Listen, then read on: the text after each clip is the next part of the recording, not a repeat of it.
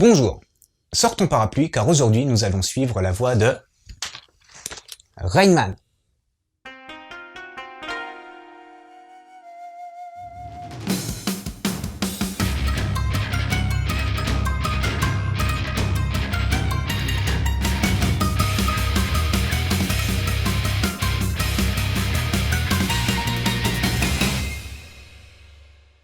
Taki Amamiya a récemment perdu sa mère.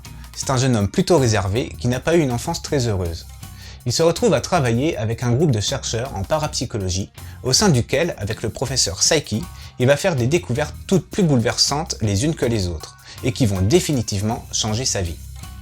La plus importante de ces découvertes, et par laquelle tout va vraiment commencer, est qu'il n'a pas de cerveau. Ok, tout va bien. Avec ces révélations, et au contact du groupe de parapsychologues, le jeune Taki est mené à se poser tout un tas de questions existentielles, voire métaphysiques. Comment peut-il vivre déjà, tout simplement, ou bien penser, ou encore parler? Bref. De plus, chose encore plus étrange, partout où se rend Taki, la pluie semble tomber presque à chaque fois.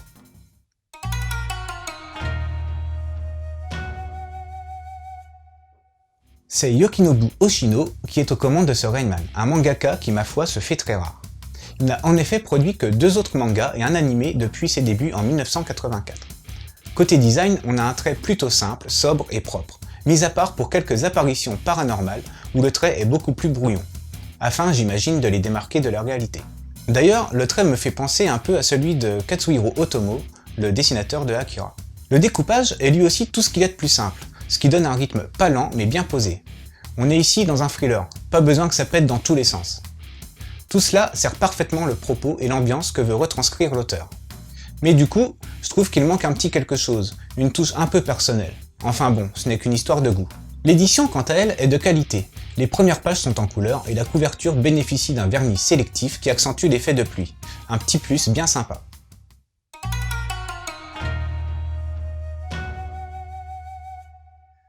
J'ai beau trouver que le dessin manque un peu de saveur, je dois avouer que pour le scénario, c'est une autre histoire. Yokinobu Oshino nous plonge dans un thriller fantastique étrange à l'ambiance sombre et presque oppressante, sur fond de quête de soi et d'enquête paranormale. Pour tout vous dire, ça me fait un peu penser à un film de Lynch, tant les événements et les découvertes paranormales sont bizarres. Bon, la comparaison est quand même très exagérée, mais ça peut donner une idée du ressenti.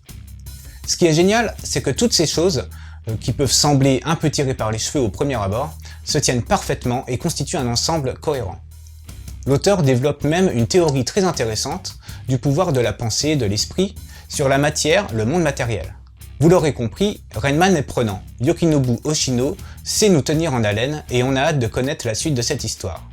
Pour compléter cette lecture, je vais tout simplement vous conseiller les autres œuvres de l'auteur. Tout d'abord, 2001 Night Stories, un seinen de science-fiction et d'exploration stellaire épique.